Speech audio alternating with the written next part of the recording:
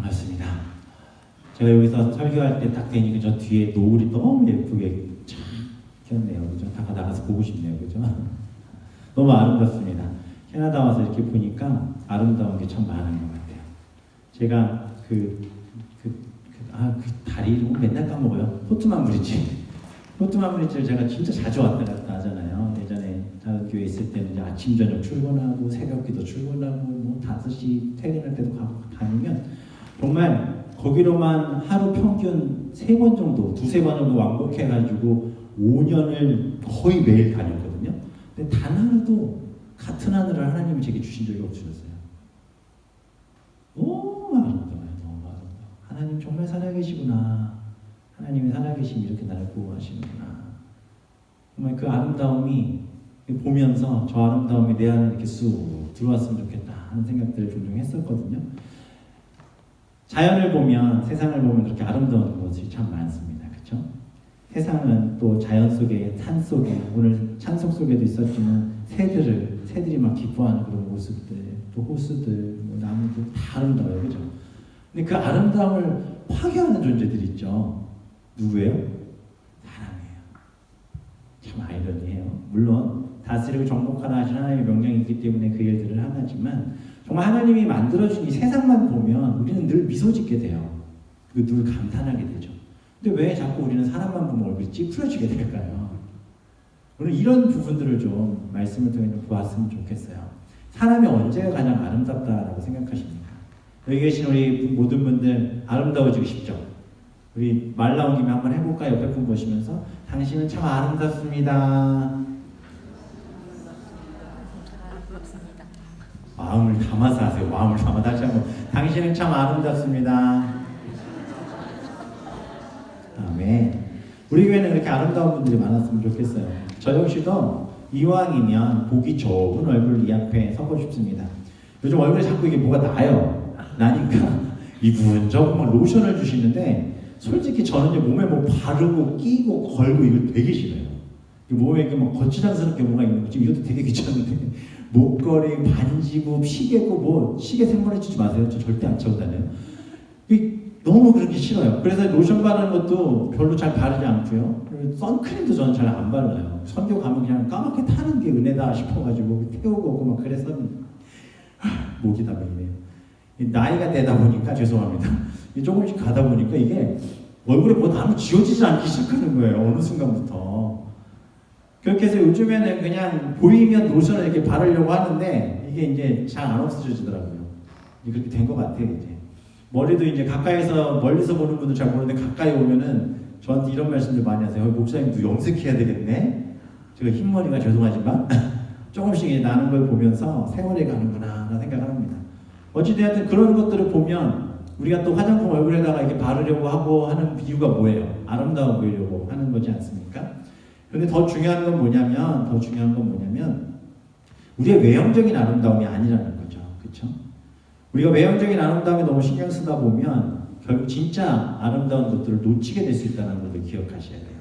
링컨 대통령이 이런 말 했대요. 남자는 40세가 넘으면 자신의 외모에도 책임을 져야 한다. 제가 이 얘기를 굉장히 오랫동안에 들었던 기억이 있는데 제가 40을 넘었어요.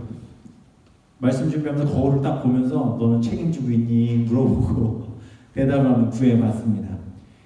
우리의 내면의 얼굴, 그 내면의 얼굴이 점점 이제 외형으로 나타나고 그것이 이제 자리 잡기 시작하는 게 40대 쯤이라고 합니다.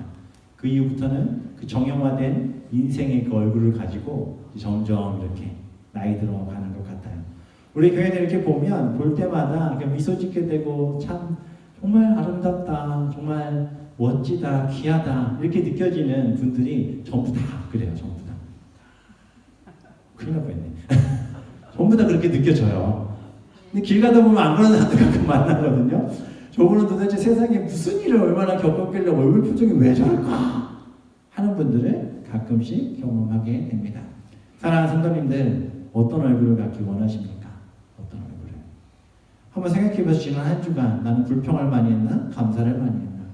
난 누굴 미워하는 말을 더 많이 했나? 사랑의 언어들을 더 많이 했나? 어떤 얼굴 갖고 싶으세요? 어떤 얼굴? 오늘 말씀의 제목은 천사 같은 얼굴이거든요.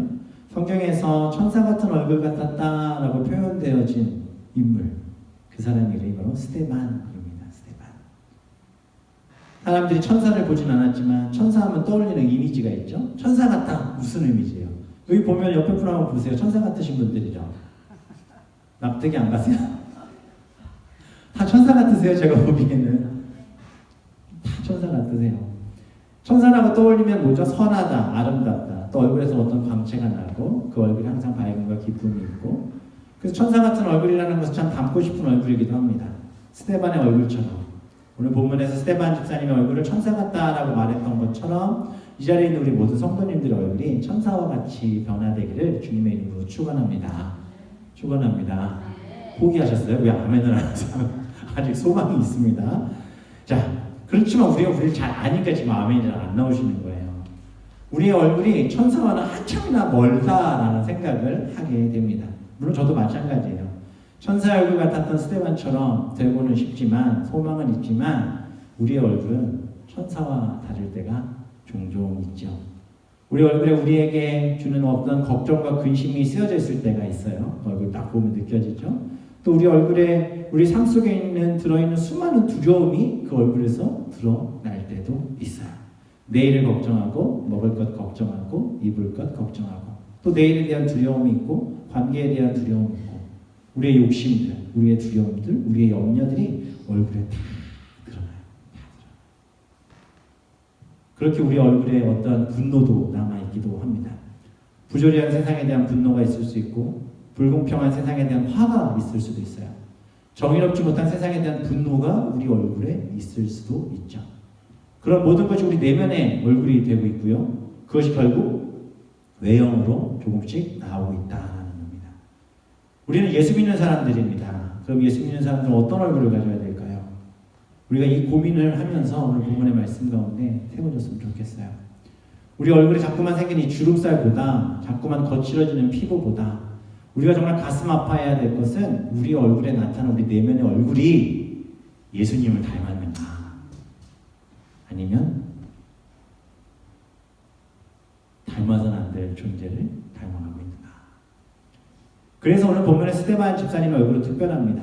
그의 얼굴은 천사의 얼굴을 하고 있었기 때문입니다. 그의 내면이 드러난 것이죠. 왜 그의 얼굴이 천사와 같았을까요?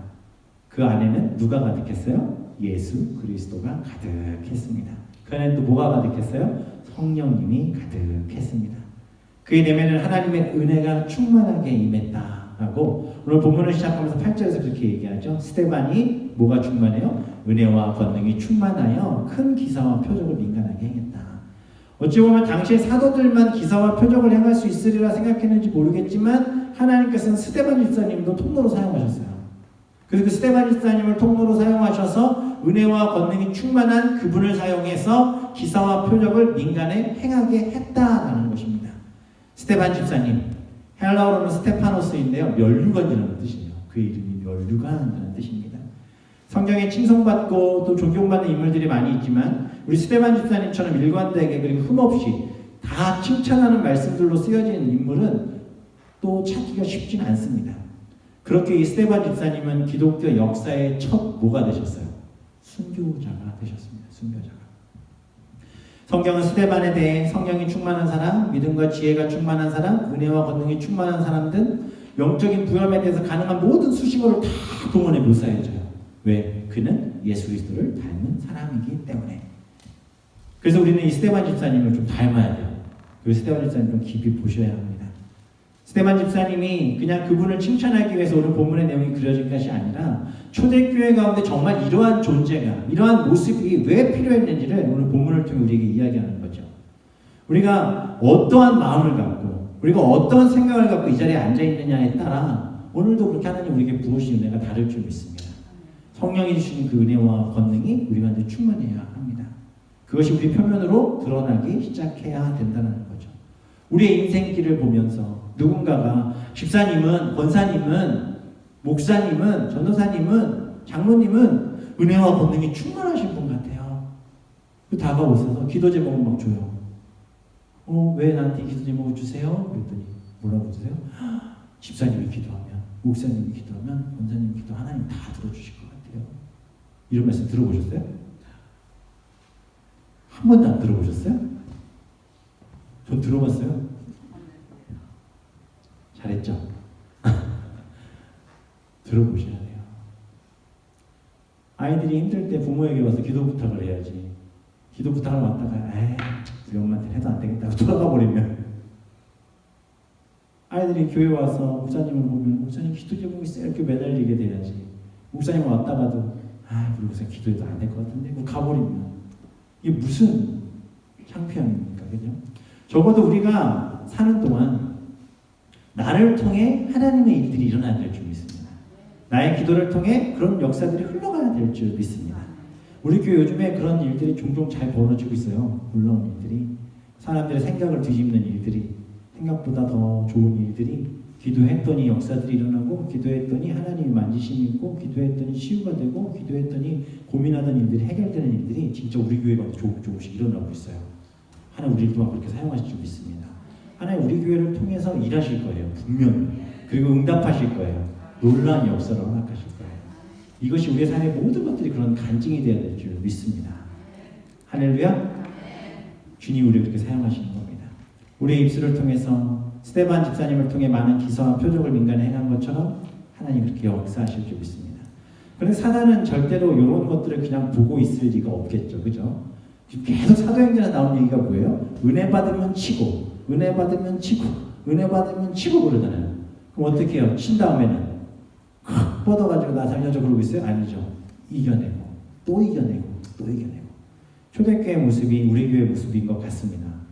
은혜 받을 때 더 하나님 앞에 집중해야 될 줄 믿습니다. 표적과 이적이 행하기 시작하니까 유대교 지도자들이 이제 모이기 시작했어요. 계속해서 우리가 사도행전을 봤지만 초대교회의 놀라운 역사를 막을 길이 없었던 거예요. 오게 가둬도 핍박을 해도 오히려 더 담대해지는 사도들, 그리고 점점 더 확장되는 복음의 역사들. 지난주에 우리가 말씀을 나눴지만 사단이 교회 안에 결국에 뭘 집어넣었어요. 이게 밖에서 하니까 안 되니까 뭘 집어넣어요? 안에다가 서로 원망과 시비를 집어넣고 내부 분열을 노렸지만 역시나 어떻게 됐습니까? 실패하죠. 오히려 이 일로 본질이 무엇인지를 사도들이 깨닫기 시작하고 성도들이 깨닫기 시작했어요. 그리고 그 가운데 믿을 만한 사람, 또 성령이 충만한 사람, 사역할 믿음과 성령 충만한 사람들을 뽑았는데 그 중에 제일 먼저 이름이 들어간 게 누구였어요? 바로 스데반 집사님이었어요.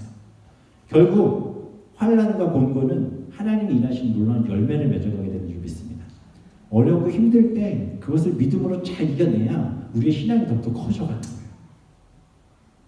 제가 예전에 사역할 때 어떤 교회 집사님을 만났었는데, 그 집사님이 사역하는 청년부 맡았을 때 부장 집사님이셨는데 되게 열심히 도와주시는 거예요. 그래서 뭐 너무 칭찬하고 막 이렇게 해드렸어요.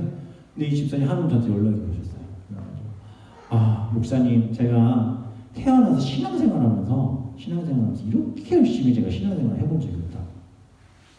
그래서 너무 귀하시다고, 하나님 정말 기억에 쓰실 거라고.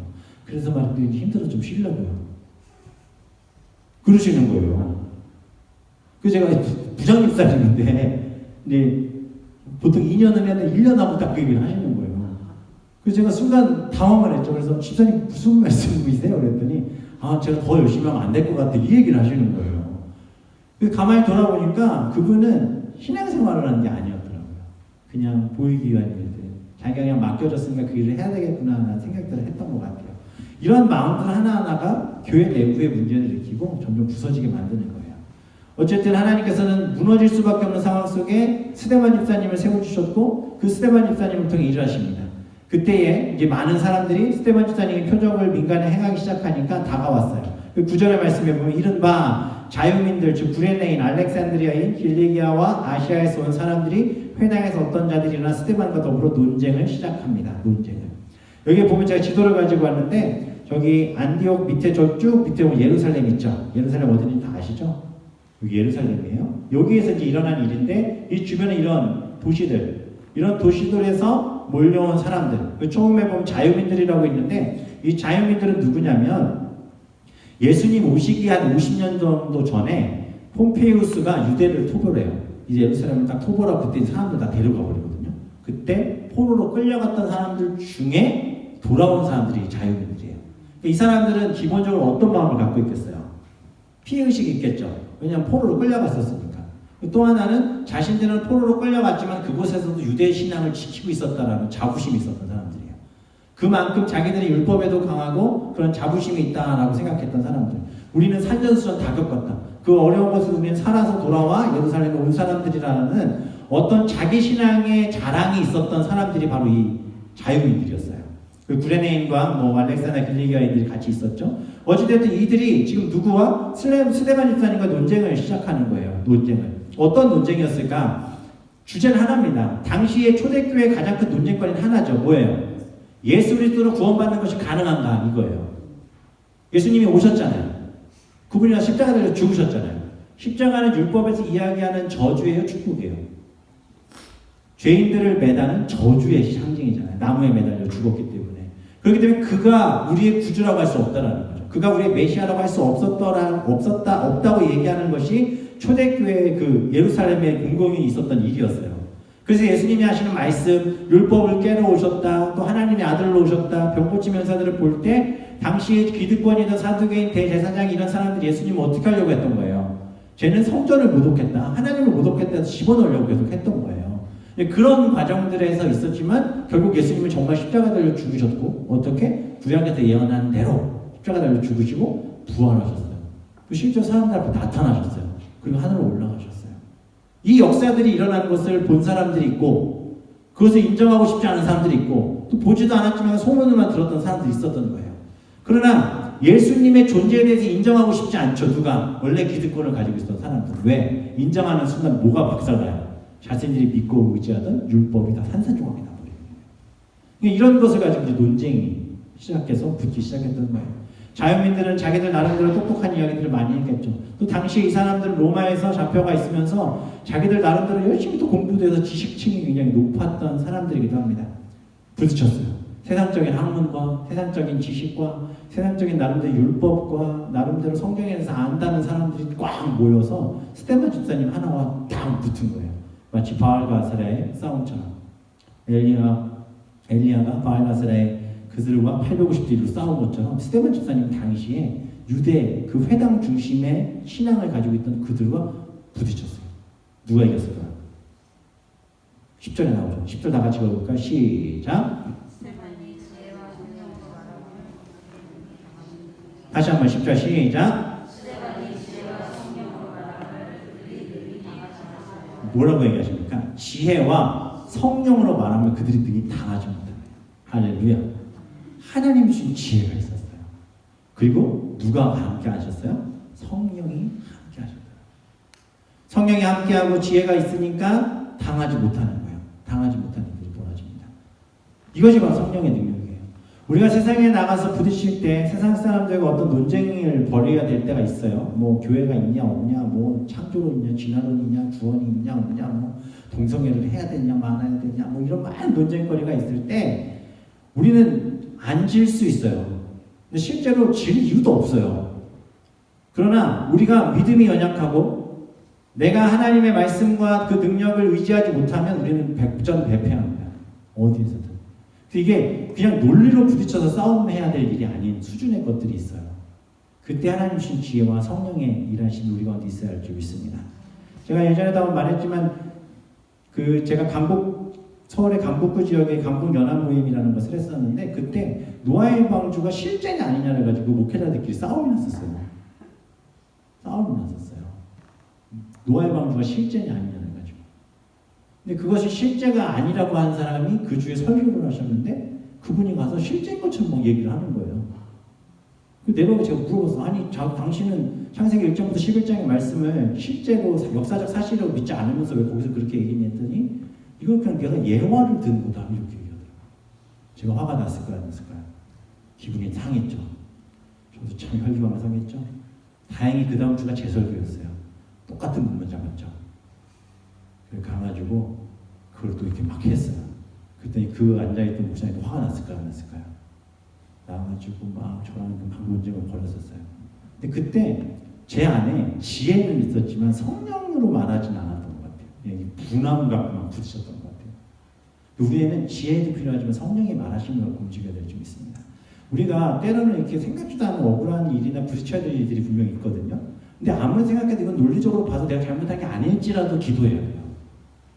내가 이걸 말로 싸워 이길 수 있어도 기도하고 성령이 정말 그 일을 원하시는지를 늘 물어보는 모습이 우리 가운데 있어야 할 줄 믿습니다.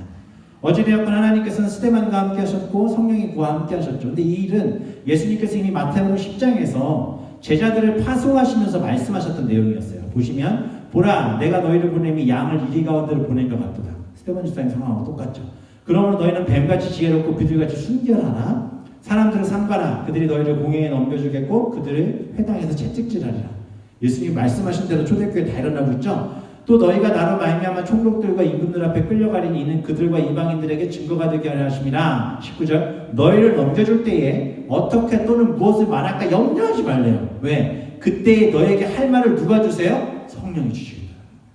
말하는 이가 너희가 아니라 너희 속에서 말씀하시는 이는 곧 너희 아버지의 뭐래요? 성령이시. 할렐루야.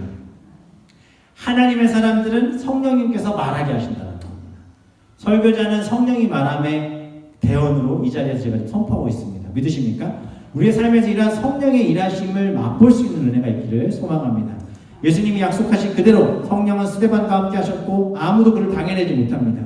우리에게도 이런 지혜와 능력을 주시리라 믿고 우리 교회 가운데 그렇게 부어주시리라 믿고 우리에게 다음 세대 가운데도 그렇게 부어주시리라 믿고 이 자리에 앉아있는 모든 분들도 그렇게 부어주시리라 믿습니다. 지혜와 능력이 충만하시기 바랍니다. 옆에 분에게 한마디 하세요. 지혜와 능력이 충만하세요. 아멘, 아멘. 스데반 집사님에 대한 이야기들을 보면 그분에 대한 어떤 기본적인 베이스의 배경, 그분이 어떤 공부를 했는지 자세히 나오지 않아요. 근데 그 모든 걸 무시하고 늘 동행하는 말이 뭐냐면 그는 성령과 함께 했다는 거예요. 이렇게 딱 되니까 이 사람들이 이제 할 게 없잖아요. 그 무슨 일을 벌이냐면 중상모략을 시작합니다. 중상모략을. 어떻게 보면은 참 세상 사람들이 그러는 것 같아요. 세상 사람들. 정말 예수 그리스도가 안에 있는 사람들은 이런 일 안 해요. 정말 구원받은 하나님의 백성들은 이런 일을 하지 않아요. 정말 하나님의 말씀 믿고 부딪히는 사람이라면 절대 이런 말을 할 수가 없어요.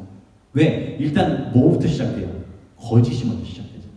하나님은 거짓과 하나 될 수 없으신 분입니다. 13절 거짓 증인들을 세우기 시작합니다. 이르되 이 사람이 거룩한 것과 율법을 거슬러 말하기를 맞이 아니하는도다. 그의 말에 이 나사렛 예수가 이곳으로 알고 또 모세가 우리에게 전하여 준 규례를 고치겠다 하면 우리가 들었노라 하거늘. 무슨 내용이냐면 소위 지식인이라고 하는 사람들이 스데반과 논쟁에서 패하자 비겁한 행동을 시작했어요. 사람들을 산 거예요. 나봇의 포도원을 얻으려고 아합이 했던 것처럼 사람들을 막 샀어요. 그 스데반이 하지도 않은 말을 했다고 말하는 거예요. 거짓 증인을 세워요. 이런 일을 하는 사람이 누구라고요? 당시에 하나님을 섬긴다라고 말하고 정의를 말하고 율법을 지킨다라고 말했던 종교 지도자들이 이 거짓말을 하고 있는 거예요. 자신들이 하는 일은 하나님을 위한 일이라고 모세의 가르침을 지키는 것이라고 말하면서 스스럼 없이 거짓말을 하고 있던 당시 모습. 그 두 가지 문제를 갖고 나왔죠. 뭐예요? 하나는 성전에 관한 제목이에요. 예수님이 이곳을 헐고라고 말씀하셨었어요. 예수님이 이렇게 말씀하신 적이 있었죠. 예수님이 성전을 허신다는 얘기는 뭐였어요? 그 얘기는 그 성전이 무너질 것에 대한 예언이기도 하셨지만 그 성전을 헐면 내가 며칠 만에 3일 만에 다시 지을 것이다 라고 말씀하셔서 이 성전은 곧 자기 육체를 향해 말씀하신 거다 라고 말씀하시며 자신의 고난과 부활에 대해서 말씀하셨던 거예요. 예수님이 성전을 하려고 하신 것은 말씀은 자기 육체를 가리켜 하신 말씀이었어요. 그리고 이 땅에 온 것은 죽으러 왔다라고 말씀하시고 사망 권세를 깨고 부활 생명을 통해 영원한 구원의 길을 열어주기 위해 이 땅에 오셨다라는 그 메시지로 말씀하신 건데 그 이야기를 스데반 집사님이 했다고 또 그것이 이 성전을 무너뜨리려고 한다라는 말도 안 되는 터무니없는 이야기들을 가지고 스데반 집사님을 무너뜨리려고 하고 있습니다. 또 하나는 뭐예요? 우리에게 전하여준 규례를 고치려 한다. 이 얘기는 뭐냐면 구약의 모세의 율법을 스데반이 함부로 고쳤다는 거예요. 손댔다는 거예요. 이건 말이 안 돼요. 성경을 손대는 건 있을 수 있어요? 없어요?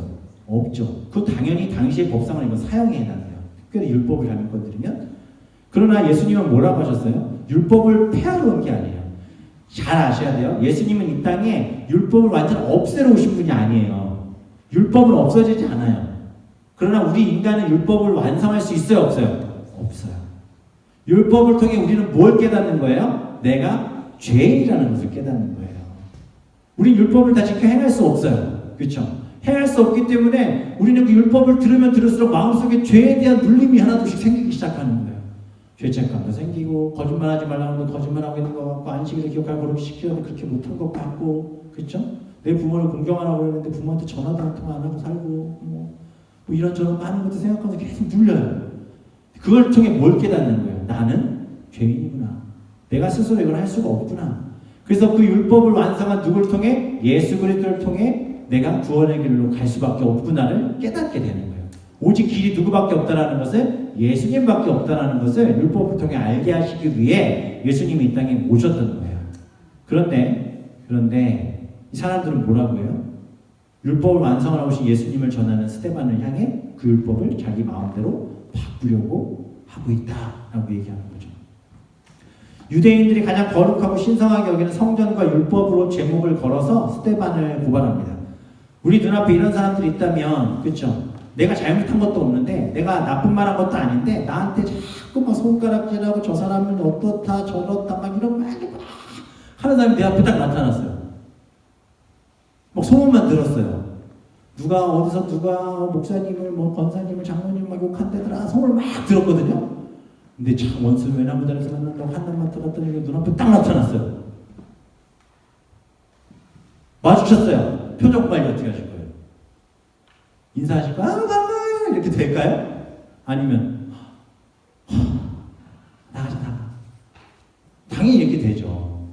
그리고 내가 그 억울한 얘기를 들었으면 그 사람 딱 만나는 순간 들을 때마다 무슨 얘기 하겠어요? 만나기만 해. 가만 안 두고. 내가 그냥 보고 내가 정말 그 얘기를 했는지 내가 물어보고 따질 거야! 뭐 이런 말 안 들겠어요? 실제로 만나면 어떡해요? 그 사람이 내 앞에 나타났어요. 그럼 따지겠죠. 내가 언제 그런 얘기 했냐? 내가 언제 그런 말 했냐? 왜 하지도 않은 얘기를 만드냐? 거짓말을 하냐? 왜 사람들한테 이상한 말 하고 다니냐고 말하겠어요? 안 하겠어요?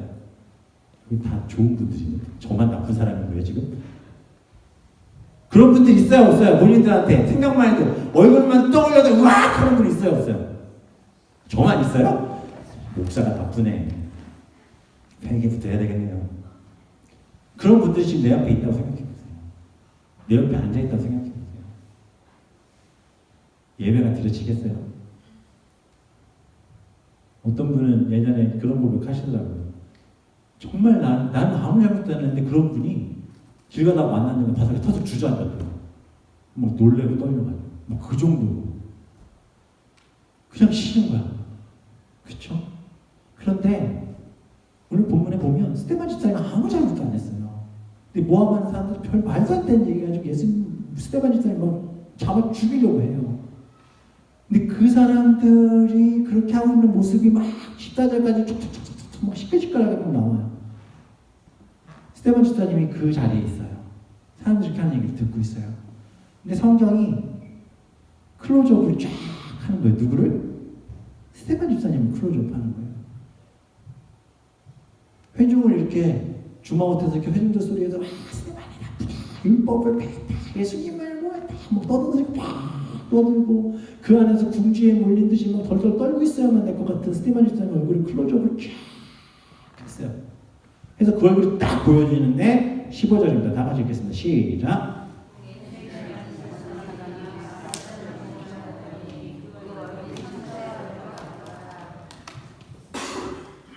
다시 한번 읽으시는데 나도 저러고 싶다라는 마음을 갖고 읽으세요. 시작.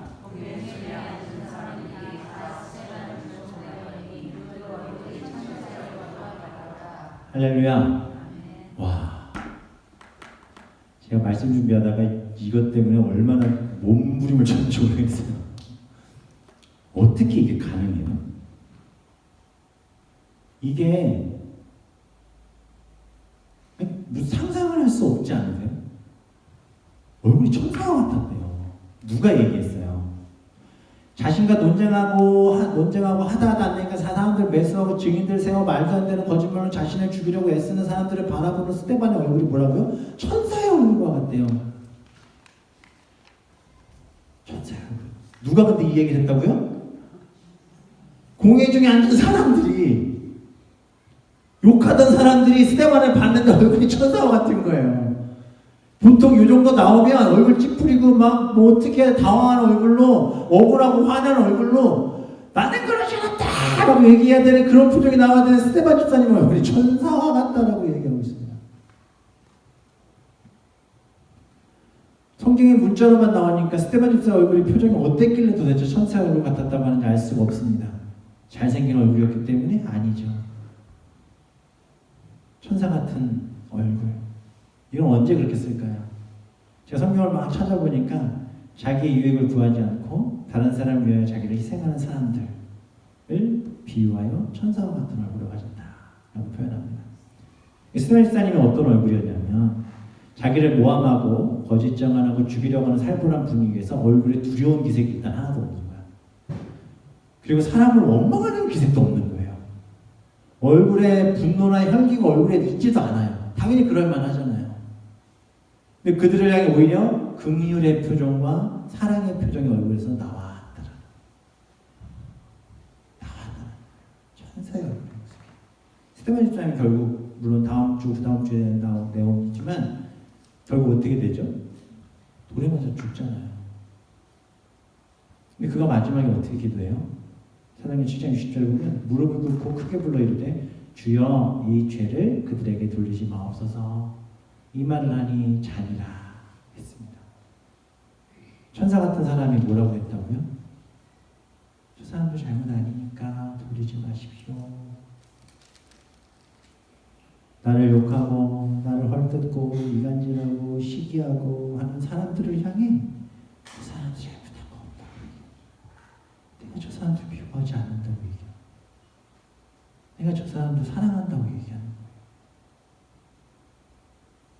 예수님도 그러셨잖아요. 누가복음 23장 24절 이에 예수께서 이르시되 아버지 저들을 사하여 주옵소서 자기들이 하는 것을 알지 못함이니이다 하시더라. 스데반 집사님이 순교하는 순간의 그 얼굴 표정이 천사의 얼굴 같았습니다. 자기를 죽이려고 돌 던지는 이들을 향해 오히려 사랑하고 용서하는 얼굴. 그가 예수 그리스도로 마음이 충만했기 때문에 가능한 일이었겠죠.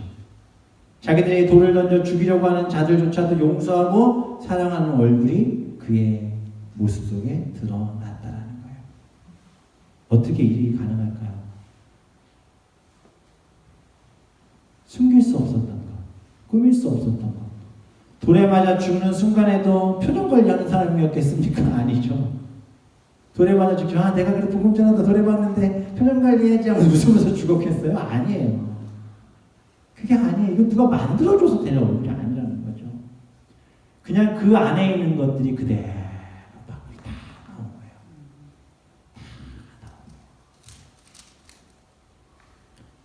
아마 스데반 집사님이 이런 찬송 부르지 않았을까요? 우리 오늘 불렀던 거지만 내가 매일 기쁘게 순례의 길 행함은 주의 팔이 나를 안보하니요 내가 주의 큰 복을 받는 참된 비결은 주의 영이 함께함이라.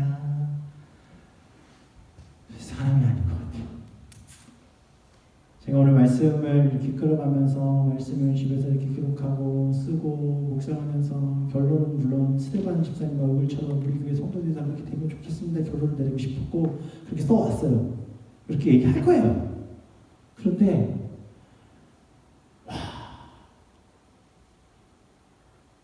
제가 과연 그럴 수 있을까? 그런 질문을 던지면 제 안에 부딪히는 많은 문제들이 있습니다. 이게 어떻게 해야 가능할까? 우리의 얼굴에 악한 모습들, 분노의 모습들, 남을 미워하고 시기한 모습들이 나오는 이유가 뭔지 아세요? 뭔지 아세요? 다시 질문 바꿔드릴게요. 구원 받으셨습니까? 구원 받으셨습니까? 여기서 당황하고 계시면 어떡해요? 천국 갈 확신이 있으십니까? 지금 죽어도? 복음의 능력이 나를 살리시고 그 복음으로 인해 내가 천국 갈 자격이 있는 사람이라고 생각하십니까? 천국 가시는 거예요? 제가 종종 얘기하죠. 천국 가서 보자고. 다 계셔야 돼요. 또 질문 드릴게요. 그럼 천국 갈 수 있는 이유는 뭐예요? 누구 때문에? 예수 그리스도.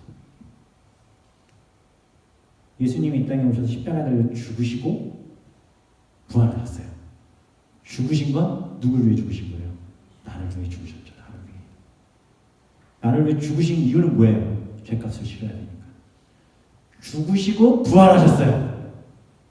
그런즉 이전 것은 지나갔으니 보라 새 것이다. 믿으십니까? 새 것이 되었다라는 표현은요, 사도 바울이 고린도 교회와 로마서 교회에서 새 것이라는 표현은요, 서운하게 듣지 마세요. 나는 없고 예수 그리스도가 있는 것이. 무슨 얘기인지 아시겠습니까? 다시 처음으로 갈게요. 얼굴 표정에 분노와 시기와 질투와 미워함과 이런 것들이 내 얼굴에 있는 이유가 뭐예요? 내 안에 누가 없어서 그래요?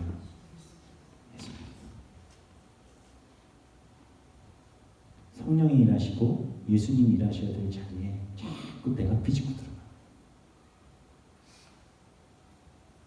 내가 죽고 예수로 사는 사람, 십자가의 능력으로 사는 사람, 정말 내가 죽고 예수로 사는 사람은 얼굴에 드러납니다.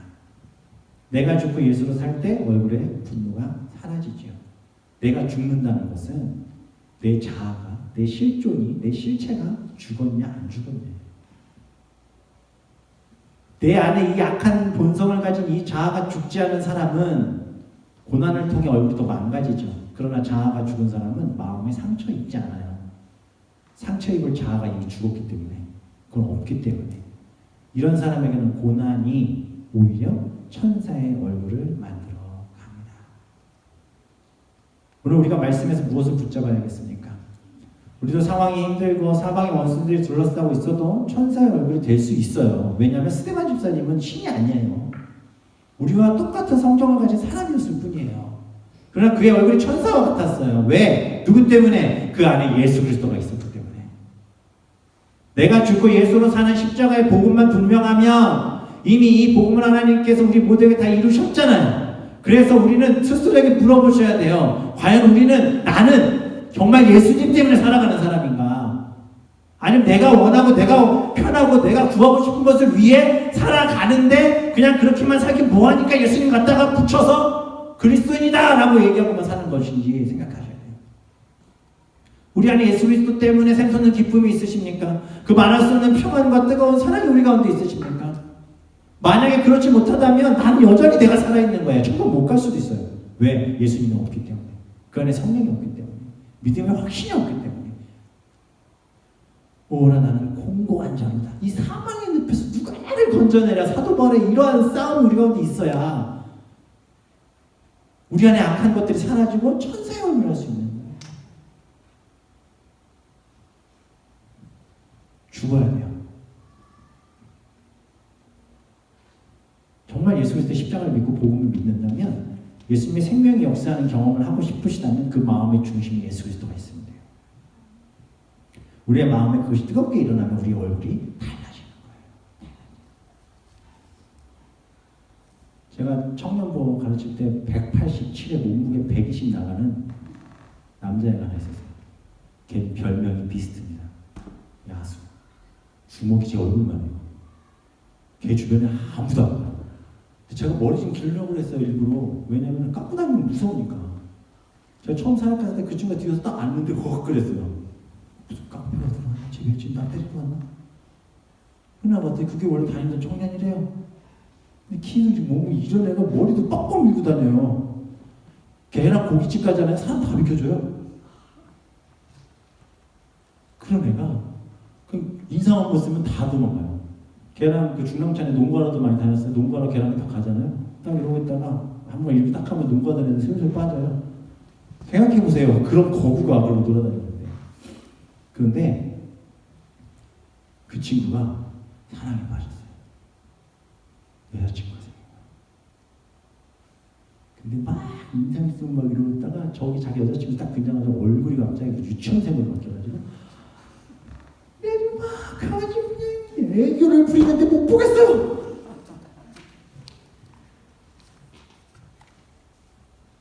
작작해라. 어떻게 그게 컨트롤이 돼요? 징그러워. 좋대요. 그러다 여자친구가 사라지면 또 이거 있다가 뭐 있다. 여자친구 또 목소리만 들리면 또 그러면서 가는데, 제가 지금 무슨 말씀 드리는지 아세요? 예수님 사랑하세요? 그리스도인이세요? 지금 예배 자리에 나오신 거예요? 왜요? 예수님 만나러. 나는 예수쟁이니까. 내 안에 성령님 계시니까. 그쵸?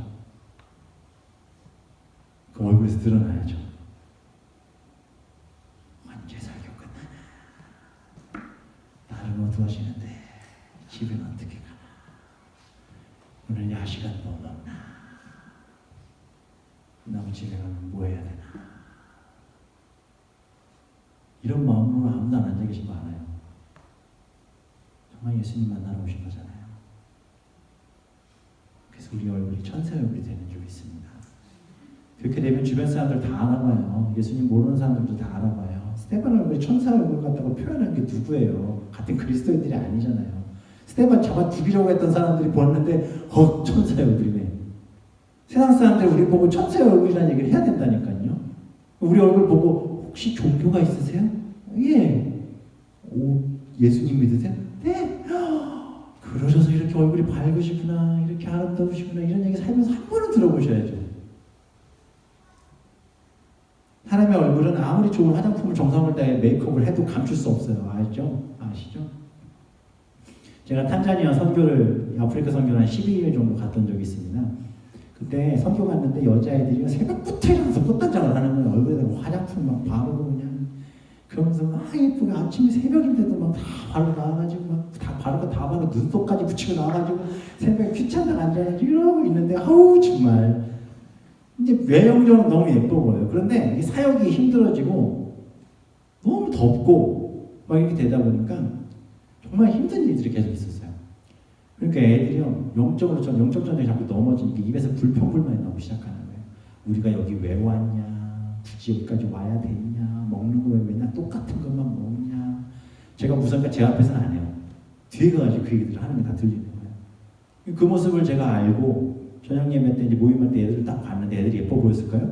여전히 화장 예쁘게 하고 다 앉았어요. 하나도 안 예뻐 보이는 거예요. 그런데 하루 이틀 그렇게 선교지에서 시간들을 보내니까 하나님께서 그들의 속사람을 깨기 시작하셨어요. 아침 저녁 예배하고 가는 곳마다 기도하고 영혼을 살리는 일들을 시작하고 복음 전하는 기쁨을 누리고 그렇게 되다 보니까 온전히 피곤하잖아요. 정말 피곤하게 하거든요. 선교하면서 겨우 밤에 씻고 자요. 그런데 한 일주일 좀 지나고 8일째 9일째 집에 갈 때쯤 다 되니까 애들이 새벽에 다 새 걸로 나오는 거예요. 화장만 안 하고 나와요. 애들이. 와, 눈썹이 없어요. 애들이.